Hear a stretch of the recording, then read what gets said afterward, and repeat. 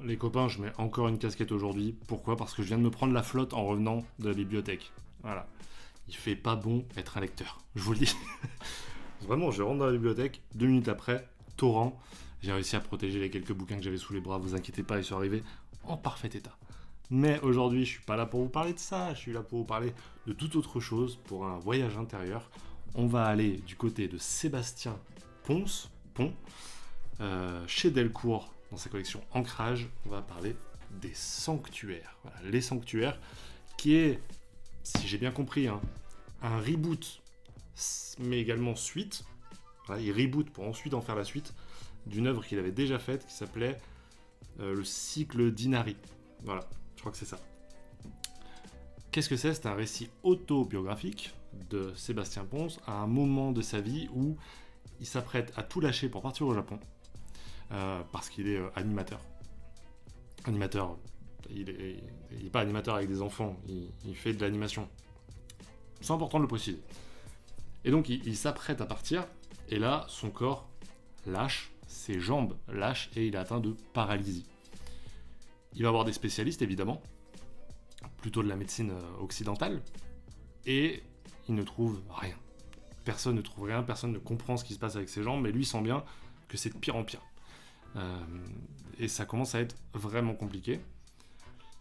Il est tellement au bout qu'il va se tourner vers d'autres médecines, des médecines plutôt orientales, puisqu'il va aller chercher tout ce qu'on peut aller trouver dans notamment la médecine chinoise, beaucoup en fait dans la méditation. Il va se tourner vers des écrits, ceux de Bodhidharma par exemple, mais plusieurs ouvrages qui vont en fait lui ouvrir le champ des possibles et commencer à lui offrir un moyen de combattre finalement cette maladie qui peut-être n'est pas que physique, et peut-être que la racine se trouve là-dedans. Voilà tout le cheminement qui va apparaître, et nous on va le suivre, du coup aller à l'intérieur de lui-même pour combattre petit à petit finalement les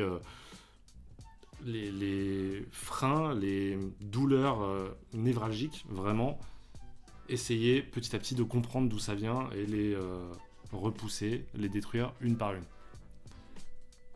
Attention, je suis quelqu'un d'extrêmement cartésien, peut-être un peu trop parfois. Peut-être que j'ai pas assez d'ouverture d'esprit sur certains sujets.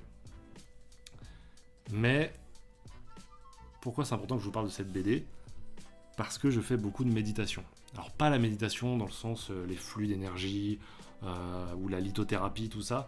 Moi c'est de la méditation pure et dure, j'en ai déjà parlé souvent en live d'ailleurs. C'est quelque chose que j'ai découvert il y a 2-3 ans. Moi vraiment je me mets dans le noir, petit fond de musique, et en fait moi aussi je viens plonger à l'intérieur de moi-même. En fait je viens chercher le vrai moi. Attention, vraiment, ça prendre avec des pincettes, c'est ce qui marche pour moi, d'accord? Je viens rencontrer le vrai moi, celui qui porte pas un masque en société, celui qui est vraiment le plus honnête possible avec lui-même, puisque de toute façon je me parle à moi-même et il n'y a personne qui m'écoute. Vu qu'encore une fois je suis extrêmement cartésien, moi je crois pas qu'il y a une entité supérieure qui m'écoute, ou je crois pas qu'il y a des fantômes de mes êtres disparus, etc. Je crois pas à ces choses-là. Donc pour moi, je le sais, je suis tout seul avec moi-même, et je viens vraiment chercher, si on prenait la théorie freudienne, qui a tous les défauts du monde, on dirait que moi je viens chercher vraiment le moi, voilà. En se débarrassant du surmoi, je viens juste chercher le moi, voire même le ça, hein, pour ceux qui connaissent les topics freudiens. Et donc, je fais ça, moi. Je viens chercher à l'intérieur de moi-même pour avoir un véritable discours honnête avec moi. Ça m'a beaucoup aidé. Vraiment, vraiment beaucoup. Sans ça, vraiment, de toute façon, vous le savez maintenant que je suis honnête avec vous. Sans ça, je pense vraiment que j'aurais pu faire des conneries. Voilà. Disons les choses. Sans ce traitement que je me suis auto-prodigué, j'aurais pu finir très mal. Mais je me suis reconnecté à ce qui était vraiment l'essence de moi-même. C'est pour ça que parfois il y a eu des pauses sur la chaîne. C'est qu'en me reconnectant avec moi-même, je me dis ok, en ce moment, j'ai pas envie de faire de vidéo. En ce moment, c'est pas le cas. Et si là, je vous en fais depuis 10 jours non-stop, c'est parce que c'est le cas. Voilà. Donc, je me suis vachement reconnu là-dedans. Pourtant, il y a aussi des défauts parce que Sébastien Pons va pas mettre de frein à tout ça.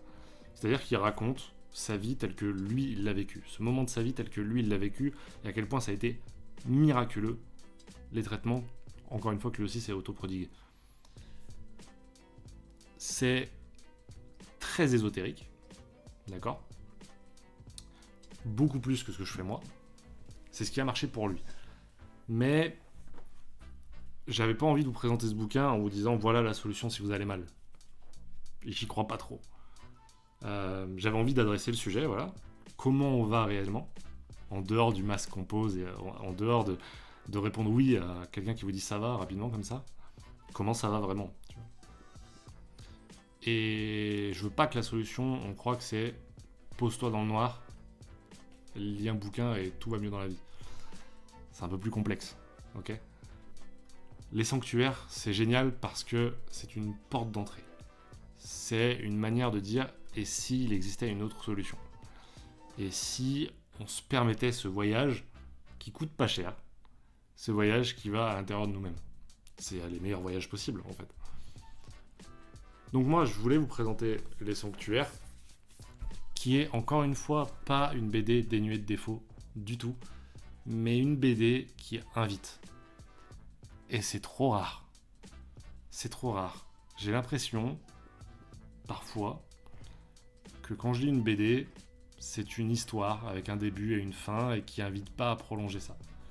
Là, c'est l'introduction d'une histoire qui peut être bien plus grande si vous allez chercher un peu plus loin à l'intérieur de vous-même. Graphiquement, parce qu'on va aussi parler de l'objet BD, graphiquement, c'est un objet assez particulier qui va explorer plusieurs thèmes graphiques. La plupart du temps, on est sur un truc un peu pastel. Voilà. Assez doux.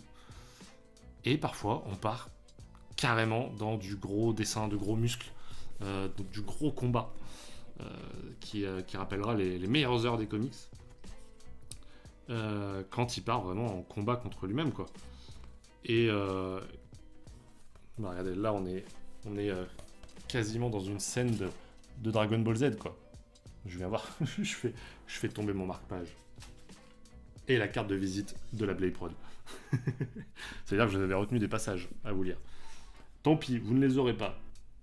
Non mais voilà, Les Sanctuaires donc, dispo dans cette belle intégrale. Moi je vous le conseille, encore une fois, et surtout ça peut faire un très beau cadeau à quelqu'un qui est un peu déjà dedans.